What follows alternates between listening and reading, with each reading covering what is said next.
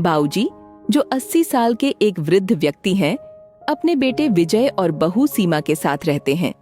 बाऊजी बहुत सरल स्वभाव के हैं और हमेशा से ही अपने परिवार के प्रति अपनी जिम्मेदारियों को बखूबी निभाते आए हैं। उनकी पेंशन और जमा पूंजी से वे अपने छोटे छोटे खर्चों से लेकर घर के कई महत्वपूर्ण खर्च भी उठाते हैं। वे महीने का राशन भी खरीदते हैं, बिजली का बिल भरते हैं और दूध का भी भुगतान करते हैं ताकि घर में किसी को कोई कमी न हो। एक दिन जब बाऊजी बाहर जाने के लिए जूते पहन रहे होते हैं, तभी सीमा हांफती हुई आती है और उनके हाथ में एक थैला थमाते हुए कहती है, आप बाहर जा रहे हैं तो लौटते समय सब्जियां लेते आइए। बाऊजी सहर्ष सहमति देते हैं, पर उनके पास पैसे न होने के कारण कहते हैं कि सब्जियों के लिए पैसे नहीं हैं। सीमा तुरंत उन्हें 500 का नोट थमा देती है और कहती है, पैसे की चिंता मत कीजिए, आप बस सब्जियां ले आइए। बाऊजी चले जाते हैं और उनके जाने के बाद सीमा के चेहरे पर एक कुटिल मुस्कान उभरती है। वह बड़बड़ाते हुए कहती है, हमेशा कहते हैं कि पैसा नहीं है, पर पेंशन की सारी रकम अपने पास छुपा कर रखते हैं। अब मेरे दिए 500 में से पैसे बचाकर आएंगे तो उनसे भी कुछ न कुछ वसूल लूंगी। बाऊजी अपनी पूरी शक्ति लगाकर सब्जियां लेकर वापस लौटते हैं और जैसे ही घर में प्रवेश करते हैं, सीमा से चाय की मांग करते हैं। सीमा उन्हें चाय दे देती है, लेकिन चाय में दूध के नाम पर सिर्फ पानी होता है। बाऊजी चाय की ओर देखते हैं और उनकी आंखों में एक क्षण के लिए आंसू आ जाते हैं। वे निराशा में चाय को वॉश बेसिन में उड़ेल देते हैं। वे यह समझ नहीं पाते कि उनकी अपनी बहू, जिस पर उन्होंने हमेशा प्यार लुटाया, अब उनके साथ इतना दुर्व्यवहार कर रही है। सीमा अक्सर अपने वृद्ध ससुर के साथ छल करती है। उसे यह एहसास ही नहीं होता कि एक वृद्ध व्यक्ति की भावनाओं को ठेस पहुंचाना कितना अमानवीय है।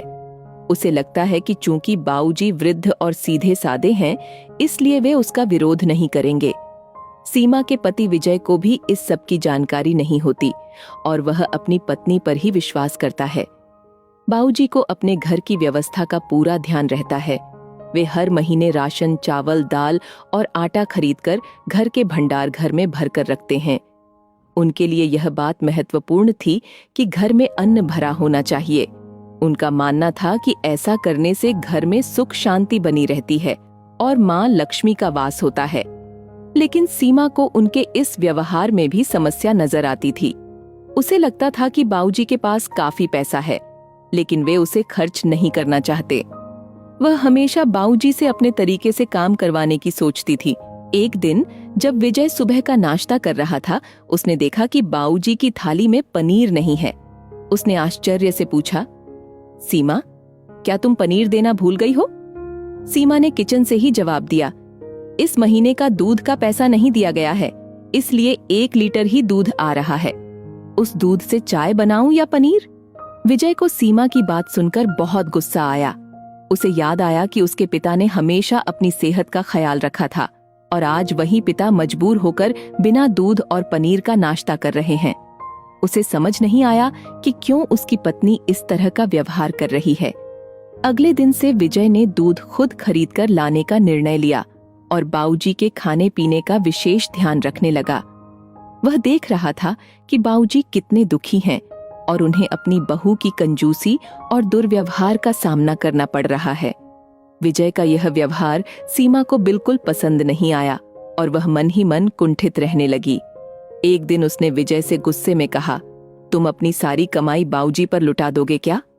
विजय ने उसकी बात सुनकर अपना आपा खो दिया और कढ़ाई से जवाब दिया, तुम्हें शर्म नहीं आती कि अपने ससुर के लिए पानी मिलाकर दूध देती हो और पनीर देना तुम्हें भारी लगता है? बाऊजी घर का किराया, बिजली का बिल और दूध का पैसा खुद भरते हैं, फिर भी तुम उनसे सब्जी मंगवाती हो और नौकर को दूसरे कामों में उलझा देती हो। तुम इस कदर बेशर्म हो कि 80 साल के मेरे पिता से काम करवा रही हो। तुम्हारा यह तिरिया चरित्र अब बर्दाश्त नहीं होगा। विजय के इस तरह डांटने पर सीमा का चेहरा उतर गया। उसे अपने व्यवहार पर पछतावा होने लगा। उसे एहसास हुआ कि उसके स्वार्थ और बुरे बर्ताव ने उसे इस हालत में ला दिया है कि अब उसके पति और ससुर भी उससे नाराज हैं।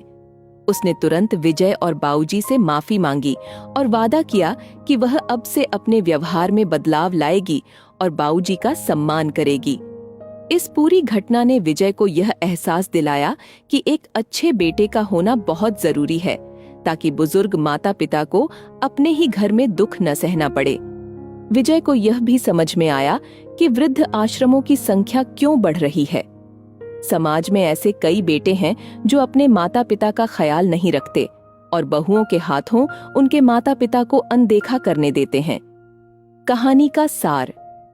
इस कहानी के माध्यम से यह सीखने को मिलता है कि परिवार में बुजुर्गों का सम्मान करना कितना महत्वपूर्ण है। वे हमारी जड़ों का हिस्सा हैं और उनके बिना परिवार अधूरा है।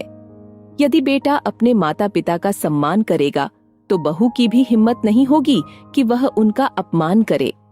समाज में वृद्ध आश्रमों का बढ़ता चलन यह संकेत है कि कई लोग अपने माता पिता की देखभाल नहीं कर रहे।